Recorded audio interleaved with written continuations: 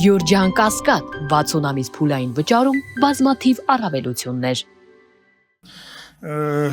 Հարգելի գործընկերներ, դուք գիտեք, որ բյուջեի քննարկումների ժամանակ Պաշտպանության եւ Անվտանգության հանձնաժողովը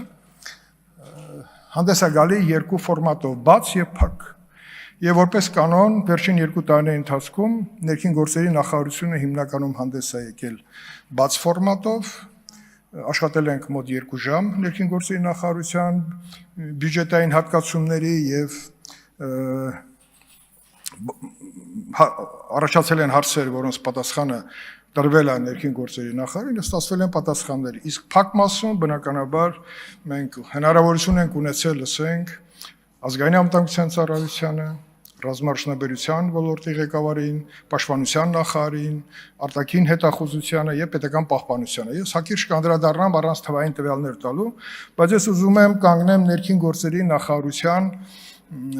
հատվածին, թե ինչ հարցեր են քննարկել եւ դրա այդ հարցերը ինչքանով են կարեւոր, որովհետեւ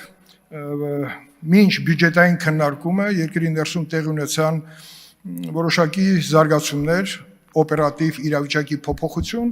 որի հետ կապված նաև եղան հարցադրումներ եւ նախարարի պատիվ նախարարի կարողացանք ըստ էության լսել բարձրաբանումները, բայց նաև խոսեցինք, թե ինչ բացթողումներ ունենք եւ դա ոնց պետք է հաղթահարենք։ Հարգելի գործընկերներ, վերնշված քննարկման արդյունքներով պարզվեց, որ Հայաստանի Հանրապետության ներքին գործերի նախարարության մասով արձանագրվել են ըստ վիճակի կառուցվածքի ու դինամիկայի տարբեր հանցագործությունների վերաբերյալ համեմատական, վիճակագրական, տարբերակված արդյունքներ, մասնավորապես։ Որոշակի աճ է արձանագրվել թմրամիջոցների ապօրինի շրջանառության, տրանսպորտային միջոցներից կատարված հափշտակությունների, ճանապարհատրանսպորտային պատահարների մասով, մինչդեռ վերջինիս մասով զոհերի թիվը նվազել է 43-ով եւ այլն։ Այստեղ հայտնի խոսույթ կա, ով փրկում է մի կյանք, փրկում է աշխարհը, դա հրեական խոսույթ է, բայց այստեղ էլ եթե 43, թեկուզ մեկը լիներ, պակաս, դա արդեն ձեռքբերում է եւ դա արդյունք է որոշակի օրենսդրական փոփոխությունների, բալային համակարգի ներդրման եւ հետեւողական այդ համակարգի հետ կապված հարցերի լուծմանը, որին առնչվել ենք, բայց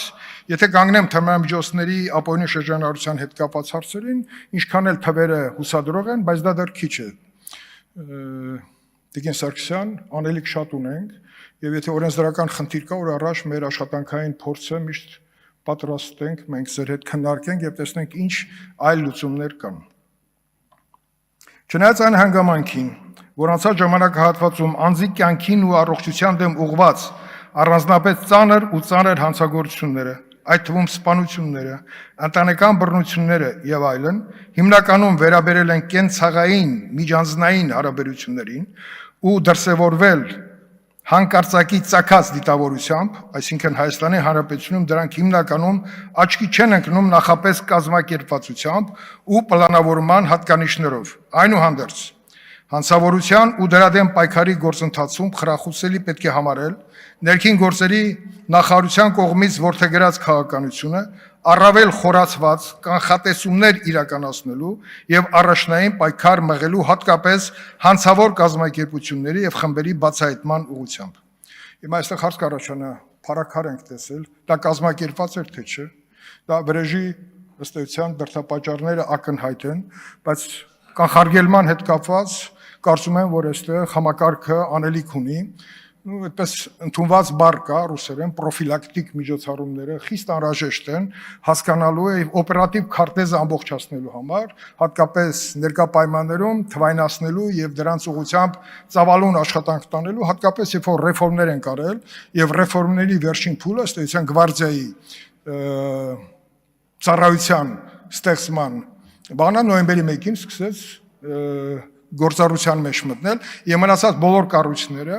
իրենց ինֆորմացիոն համակարգը մեկը մյուսին փոխանցելով լրացնելով պետք է այս խնդիրը լուծենք։ Բայց քանի որ կառավարությանը ես մշտապես արդեն 3-րդ տարին է,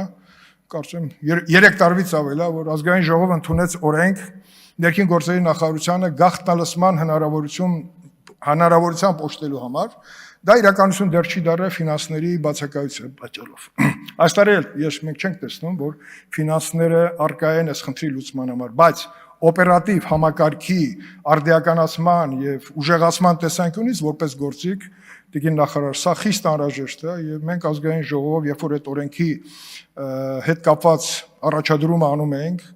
այն ժամանակվա ազգային ժողովի Պաշտպանության հանձնաժողովի անդամներից կարծեմ Արմեն Խաչատրյան ներկա, պարոն Խաչատրյան, եւ դա որ առնչություն ունեցել է օպերատիվ տնտեսության հետ, շատ լավ կհասկանա, որ սա նաեւ հնարավորություն կտար ազգային անվտանգության ծառայության եւ ոստիկանության այսպես մրցակցության, առողջ մրցակցության հիմքեր դնելու, որը հնարավորություն կտար նաև հանցավորությունների դեմ պատկերացումները կանխավ տեսնելու եւ դա կանխարգելելու տեսանկյունից։